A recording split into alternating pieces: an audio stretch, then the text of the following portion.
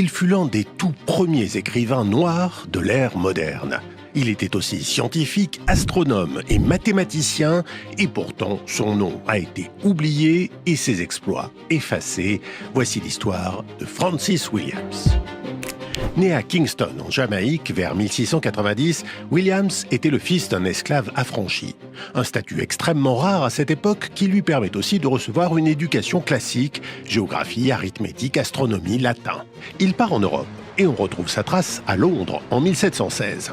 Il est alors membre du Lincoln's Inn, un club d'avocats. Et il est autorisé à assister aux réunions scientifiques de la Royal Society aux côtés d'Isaac Newton et Edmund Halley, le fameux astronome. Mais la Royal Society lui refuse le statut de membre en raison de sa complexion, en clair parce qu'il est noir. À la mort de son père, Francis Williams retourne en Jamaïque, où il crée une école libre pour les enfants noirs. On sait qu'il a été poète, qu'il a écrit des ouvrages mathématiques, mais rien de tout cela n'a été conservé. On considérait à l'époque que les œuvres d'un homme noir ne pouvaient pas avoir de valeur. Tout ce qu'il nous reste de Francis Williams, c'est ce portrait qu'il a sans doute lui-même commandé. On le voit chez lui, en Jamaïque, en 1759, confirmant le retour de la comète de Halley, dont il a calculé la trajectoire.